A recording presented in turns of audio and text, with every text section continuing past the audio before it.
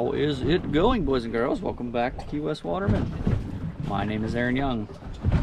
Got my buddy James with me. I don't believe you've met him yet. Hello. We are out here on the Atlantic side off of Key West. It is a beautiful day. What is today, Tuesday? Wednesday? I think it's Tuesday. Irrelevant. Water looks nice. Name of the game today is I need some fish for the fridge for the week. I hate calling my shots. I would really love a yellow jack and some mangroves. Got some stuff I want to make this week. We just had the little micro lobster season, so I've got some lobster stock I want to make some chowder with, and just need fish for the week. That's the story. James and I are suiting up. We're in 30 to 35 feet of water now. Kind of going to go with the flow. Maybe stay in this depth. We'll just see how the day goes. Maybe do some deeper stuff, but we're getting suited up. Viz looks good. Light breeze, sunny. What more could you ask for? Let's go diving.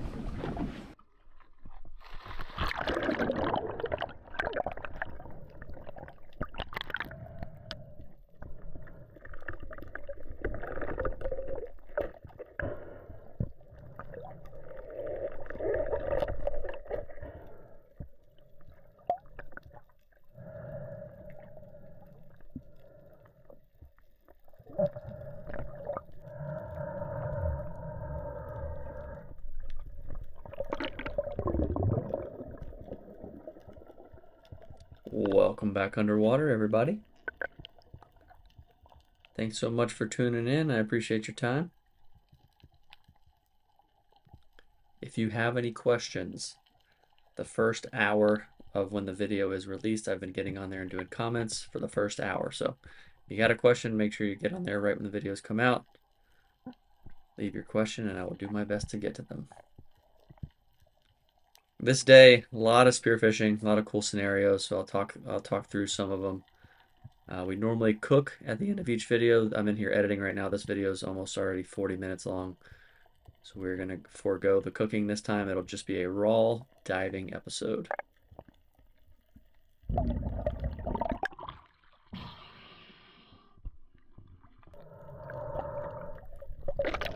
So this is my third or fourth drop. I always do a few drops just to get the motions going, get the dive reflex kicked in.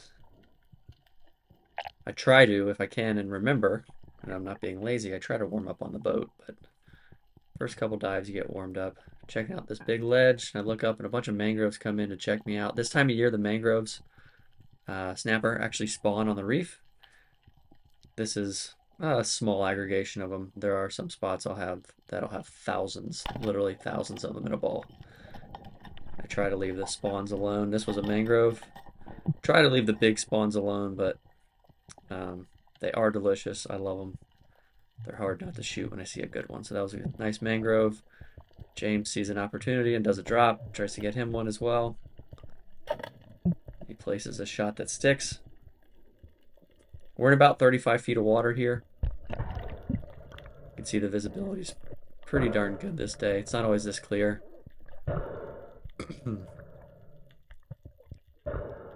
So you'll have, like I said, big giant actual spawns where there will be hundreds and hundreds of these mangroves, and then pretty much all across the reef in July and August you'll see a lot of smaller aggregations of them, or just more concentrations of mangroves this time of year. And it's funny, you hear me screaming, I wanted a yellow jack, and of course both our guns are unloaded. The camera doesn't pick it up. My yellow jack. But there was a yellow jack that went by in those those were Bermuda chubs. I'm trying to get reloaded in time, and of course, right when I get reloaded, it is gone.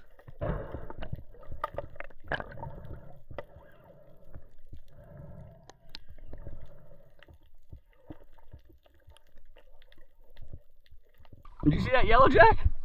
That thing was huge. He swam in right after you shot.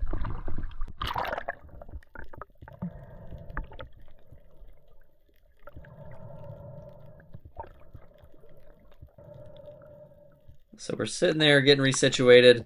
Got our mangroves secured.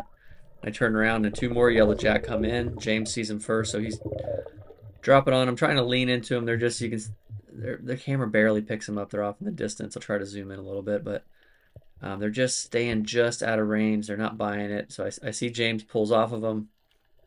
I lean into them, trying to use the old fish flasher method. They're not having it. You get a little better look at them right here. And I look to my right, and a huge grouper comes and checks me out. I'll zoom this in.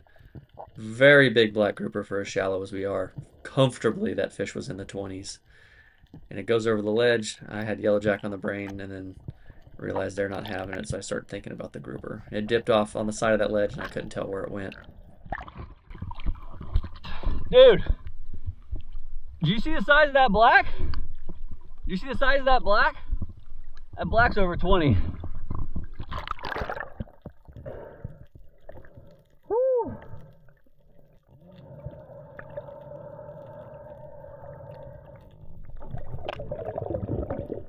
So grouper was not on the menu, but it always is if one swims by. I was hoping for yellowjack and snapper, but when you see a grouper like that, man, it'll get your attention. So we started working this. I'm very familiar with this section of ledges. I kind of know where they will normally go. So we get to work trying to find them. I'll let a few clips play raw here, but James, just before this clip, James actually saw that same fish out in the sand. And then we lost track of it, so we assumed it went up into the ledges, but you'll see here we searched for a little while. Lots of deep caves here. This is pretty much grouper heaven.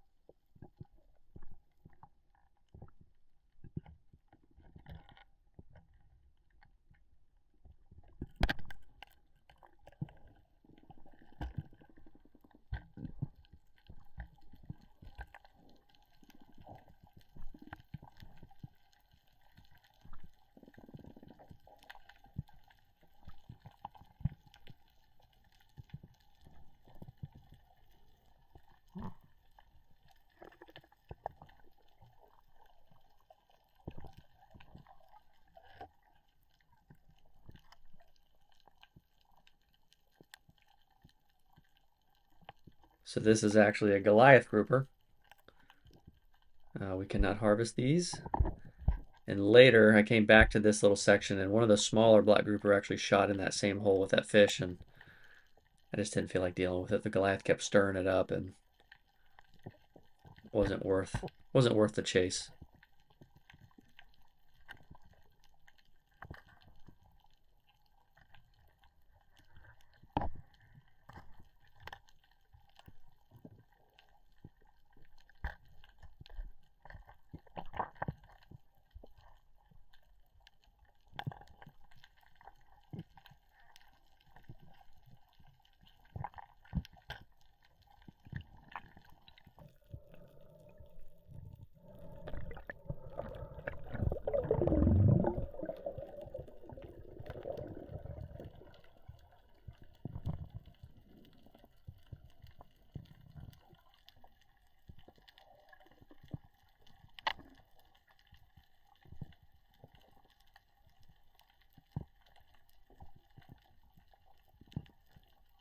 Coming around this ledge, I see some really nice mangroves, and I should have unloaded one band, but the mangroves are being starting to be a little squirmy. They'll clear out pretty quick if you sneak up on them like that. And I felt bad. I had a little twofer there. I hit a little grunt. Worst case, one of them grouper will have a good snack. They love them grunts.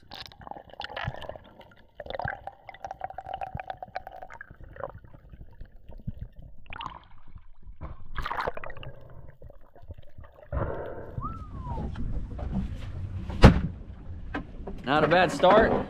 Man, we saw some fish, I'll tell you that. Saw some yellow jacks. A really, really healthy grouper. I was chasing the yellow jack and it came in, checked me out real quick and went down, and I couldn't tell where it went. I think James saw it too. You said it was every bit of comfortably, what, 20, 25, maybe bigger? Yeah. It was a big grouper. And I saw another shooter, but it was up in a cave with a Goliath, and I don't know, didn't feel like dealing with it. Probably, maybe could have got it, but those are time killers right there. And a lot of times, I'm assuming what that bigger grouper did, and this is weird, not something you always see, but it will happen on occasion. Instead of going in the ledge, they'll swim completely opposite from it. They'll go out in the sand, get way away from everything. I've seen more than a few grouper do that, where when it's really clear, you can follow them out, and typically they're gonna go and hide in a coral head somewhere, but I have a feeling that's what that bigger one did. But not a bad start. Water's beautiful, not a lot of current. Not much more you could ask for, so we're gonna move along, check another spot.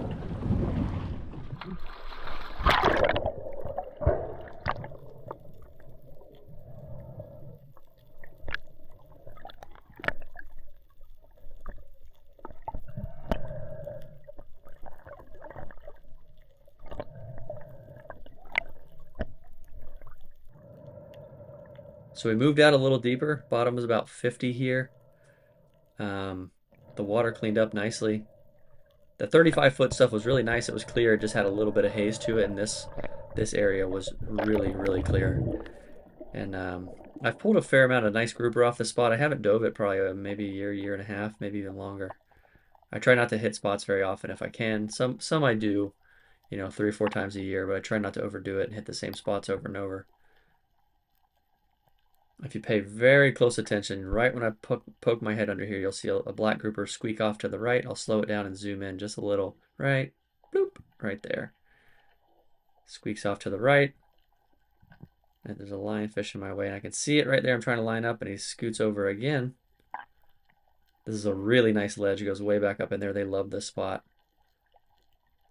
I can see him still moving down the ledge, waiting for him to come over on this side. Lay down on my side, roll over, point and shoot. And I tried to stone it. Obviously I didn't. You can hear the fish went a little crazy in there. Did not like that, obviously. So I hang on to that gun for just a sec, make sure that fish isn't going to go any further back in the hole. Then I return to the surface. I could technically spool the reel out and take it with me, but I didn't feel like that fish was going to go any further back.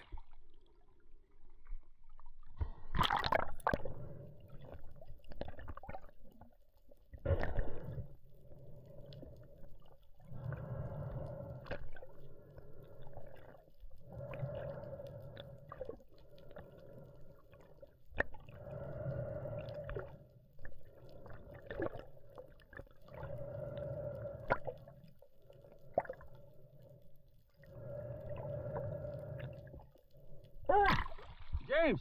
James! James!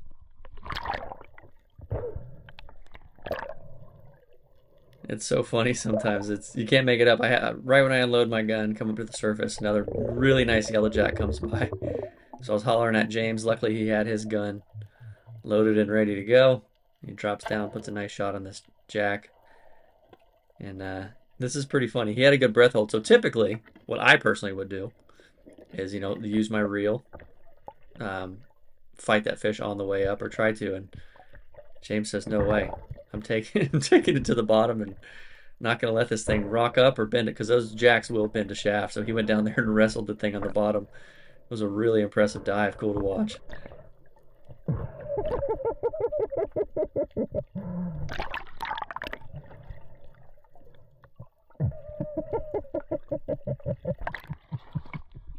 That was a rodeo. That was a good time.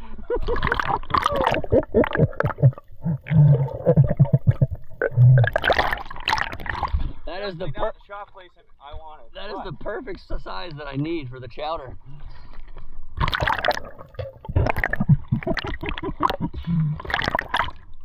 I'm gonna just keep an eye on me while you're bleeding him and stuff. I got a grouper on in here.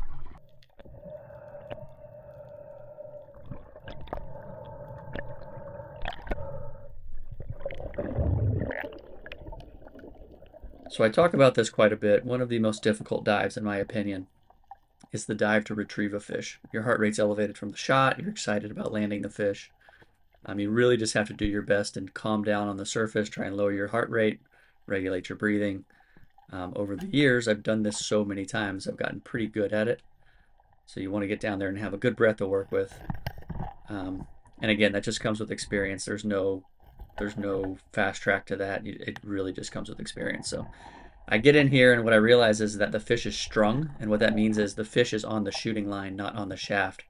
So the fish has a lot more freedom. So not super worried, but it makes me think I'm going to have a little more problem than I did. But the fish being on that string, there's nothing stopping it. If the shaft is running through the fish can't go in really tight holes or go any further in the ledge. So I couldn't. I pulled on it a little bit. It felt like it was pretty stuck. So I just came back, catch my breath again, and try and reassess.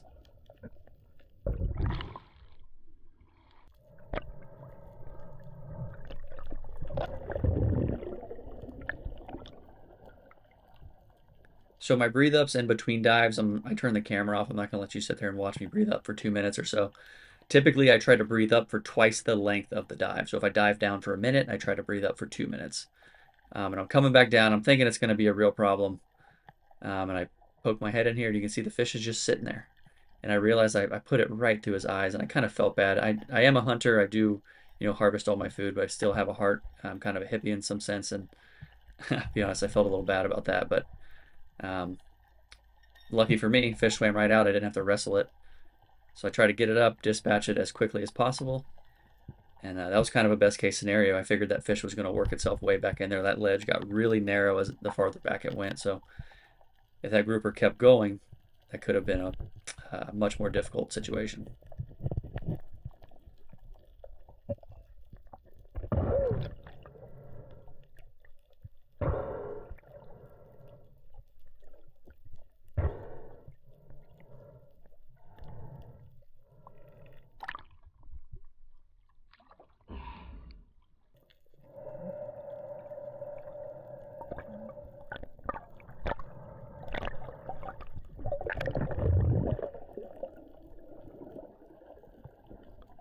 So James said he thought he saw another grouper when we first got there, and he was messing with that jack, and I had shot my first one.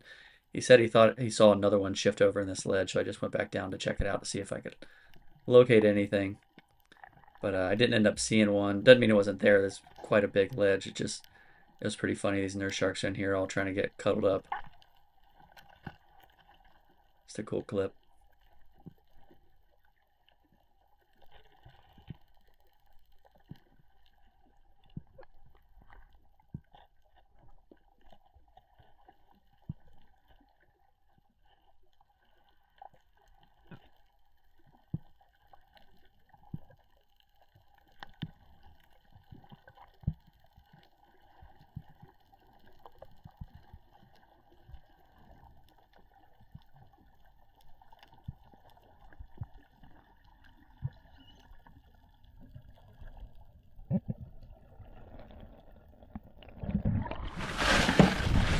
Nice little bonus.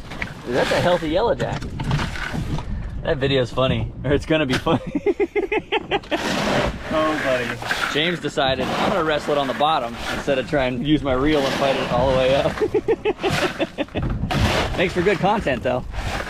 That was cool. That spot, years and years ago, this spot actually used to hold a full-blown mangrove spawn, but they do shift around a little bit.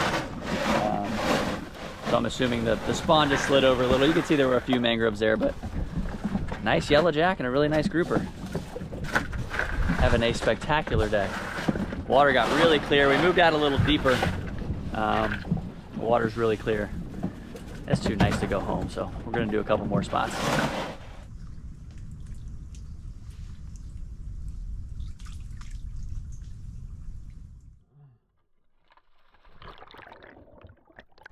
So we moved in a little shallower. Just wanted to hit another spot. It was such a nice day.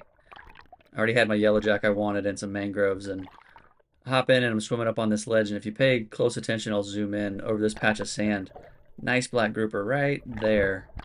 Takes off and did the same thing that first fish did. And it's not uncommon. I've seen him do that quite a bit. they will just leave the ledge. They'll go the opposite direction, and they know where they're going. They have these areas mapped out. They're not just swimming out into nowhere. There's a coral head or another ledge down. They are smart. You'd be surprised, especially the bigger ones. They know what they're doing to get away from you. So that fish just took off, left the cover, tried to get away from us, and we actually didn't end up seeing that particular fish again.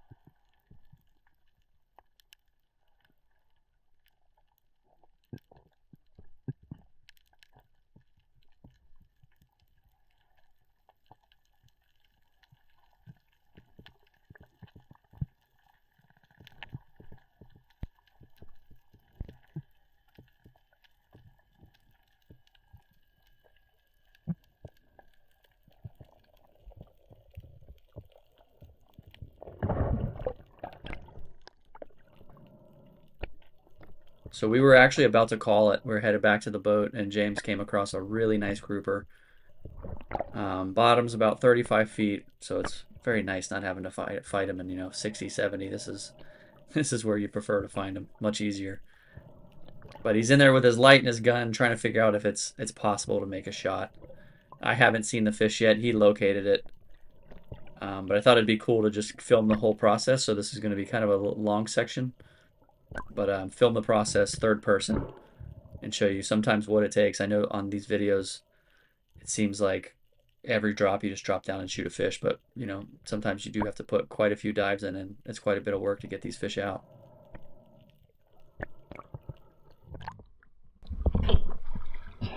You see something? Yeah. What you got? Two things. Healthy 5 to 10 in the back of that ledge. You just spooked up a little bit, threw some sand in my face, unfortunately. And lionfish like even. Is it really? Yeah. Yeah.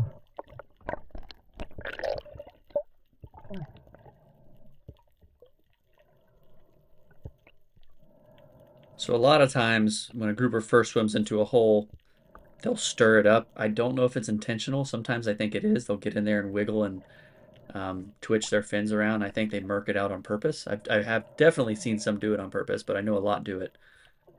So right now he's trying to just get a good location on it, assess the fish, and like I said, when it went in, it murked it up, so it's a little difficult. So that's what he's doing right now.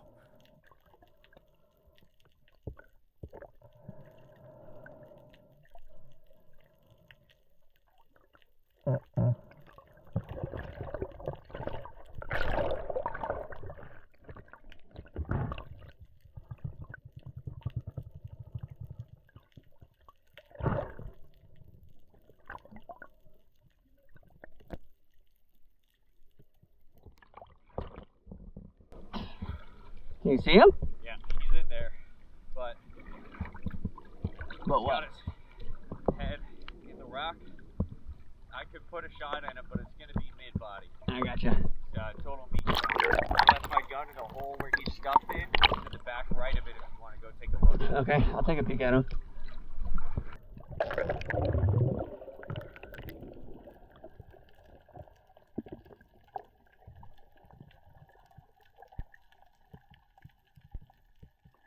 So I figured I'd take a drop and kind of assess the situation, share my opinion that wasn't asked for. But typically a fish like this, it's a team effort. I want anyone's help I can get, so I figured I'd share my opinion with James. And I can see the tail in the back half of the fish. I'm just trying to see if there's any angle on the head because you can pull off a tail shot. It's just the least preferred.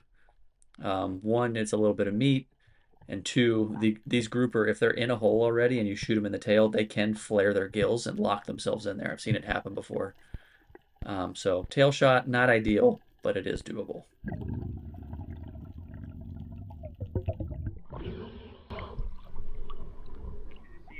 Yeah.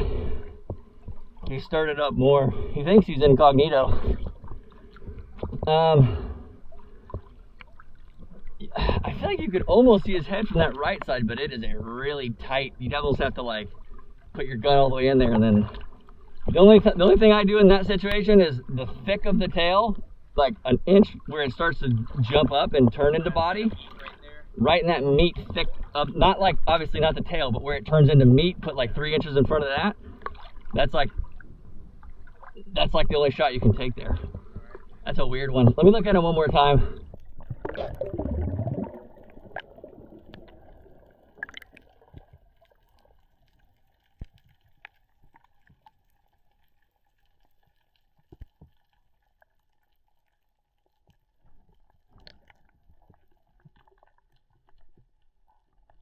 At this point, I'm trying to get creative, see if there's any other angle I can get. The mud cleared up just a little bit so I could see the fish a little better, but this is the only hole you could see it through. And I realize you can't see it, the gun, and it's a little murky. Even if the gun was there, I don't think the angle would allow you to see it. But after that mud cleared up a little bit, I looked to the right of where the fish was kind of parked. And if you look past this rock it was sitting behind, you could actually see its gill plate and a little bit of the side of its face. So I did open up that shot. It was just a tricky, narrow shot.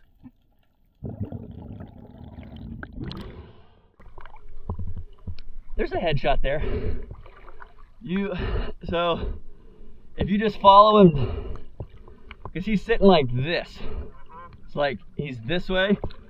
You can see his tail and his body, and there's a rock that drops. And then if you look to the right of it, you can see his like gill plate and his peck laying in the sand. It's an awkward one. You may have to shoot him from outside of the cave, because I don't know if you can get your gun in there at the right angle, but you can either go that meat in the tail shot or try an angle. I can see his head. It's just I'm trying to think if the gun angle would be, you'd have enough. I don't have the shorty with me, unfortunately.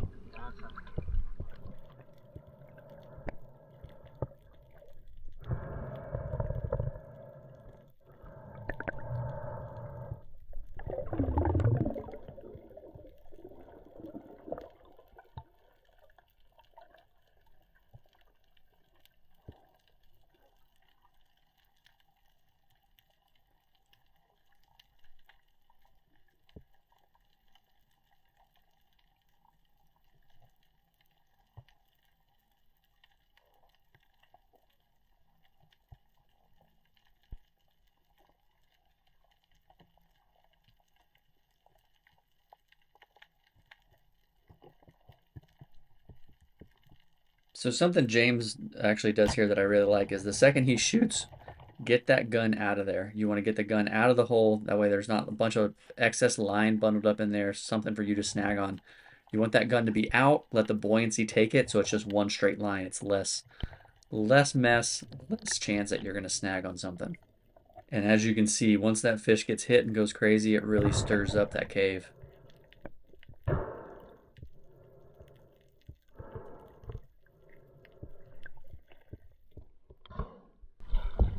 Sounded like it hit its mark. Shaft is in. Shaft is in, deployed. I'll let you do your thing. If you need help, just holler at me. I'm just gonna film you. So to be clear, we're not just shooting fish in holes and hoping we can pull them out. Um, I'm always assessing, before I pull the trigger on a fish in a hole, I'm assessing the entire situation. Like, how can I pull it out on this side? Is there another back door? Can I thread the shaft through this way? Can I pull the fish on the other side, disconnect the line? Because if you just shoot it and try and figure that out after, you can really get yourself in trouble, lose your gear, you're going to leave a fish in a hole. I'm actually, in all of my years of doing this, I've left one fish in a hole, and it was actually a fish. I shot out in the open, it swam into a hole so deep I couldn't physically reach it with my arm, and it flared its gills. And the fish was so stuck that I went home, I borrowed scuba gear from a friend and came back out and couldn't get it out. But moral of the story is assess the situation before you take the shot. Make sure it's a hole big enough that you can actually remove the fish from.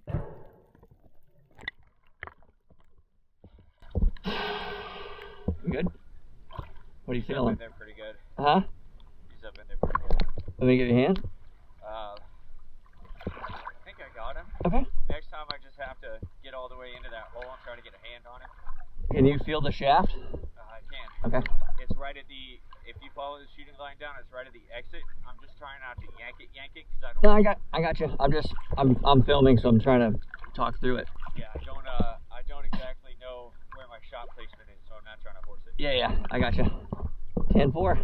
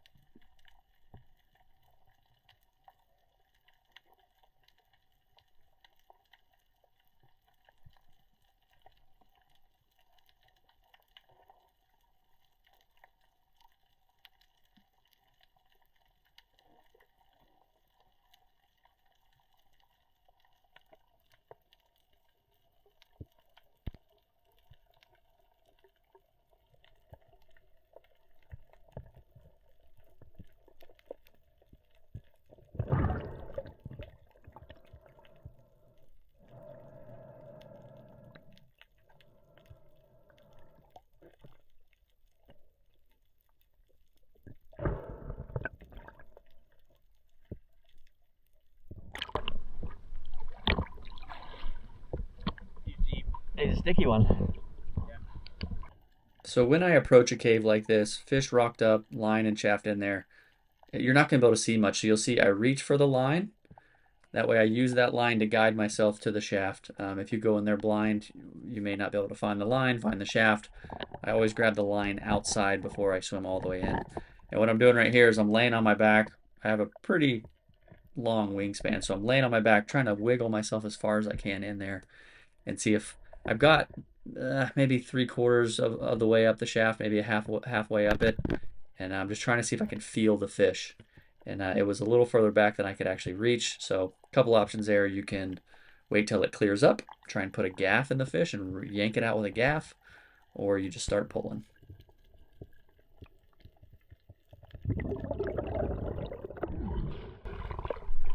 Yeah, I can't even feel them. I'm assuming I'm close because I can feel the majority of the shaft, but have you been able to get hands on them at all? No, that's a tough one. What's your gut tell you on shot? I mean, it feels like it's like I just gave it the whole mass wiggle, so I can feel which way it's going. Like feel like there's a body on there, but if you had to guess, I mean, that's either one you sit here and wait for it to clear and try and gaff him, or you just pull. It's hard to say. Hard to say without being the one taking the shot, you know what I mean? My thought is, I don't think he's going anywhere. That hole doesn't go any deeper, and I don't think he's gonna leave. You put a hole in him, so personally, if it were me, I would tug on it, like slow, not like Hercules right away, but try and wiggle, see if you can move him a bit, because it feels like. Or do you have a double flopper or a single? I was gonna say it felt like it toggled. Like it definitely is in something pretty good. It feels like, but I like I said, without seeing the shot, that's speculation. Go try to put some pressure on him. So pretty much as I told James just there, without being the one taking the shot, I'm not confident on how hard I could pull. If I take the shot, I see where I hit the fish. I'm a little more confident in it, but I'd hate to go down there and pull on it and, lose this fish for him. So let him take the wheel on that. He said he was fairly confident in the shot. He didn't see exactly where it went, so he gets to work. Gets down there, kind of just digs in and starts pulling. And you'll know pretty well right away if it's going to budge or not. Like I said, we assessed this before. We saw how big the opening was. We knew it was big enough to get the fish back out. You can see he's in there just back and forth, trying to wiggle it. And he got him a really nice grouper.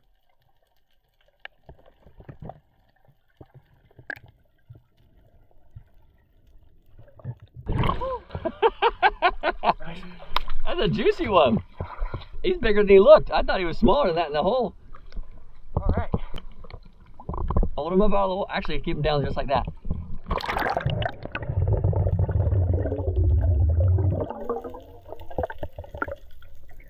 Not too bad. Very nice grouper. Good job. Nice one. Yes, Beauty. We're gonna end it on that one. It's your personal best? Yeah. We just few pounds We on gave it him for the sure. preliminary weigh. We gutted him. He's about 17 pounds gutted. What a nice fish. Well, we came out for mangroves and yellowjack. We got a bunch of mangroves, a nice yellowjack, and a very nice grouper. That's what I call a happy box. We were gonna call it. That's plenty of fish. Just a beautiful day. I love spearfishing. It's so much fun. It's only 2 o'clock, so we're gonna slush this up, get these back. And we've got fish for the week. I'll see you guys back at the house. So I'm in here editing and I'm realizing how long this episode already is, so there's not going to be a cooking segment on this one. I do apologize. I know a lot of you guys like it, but there will be one on the next one. I appreciate you tuning in. Later.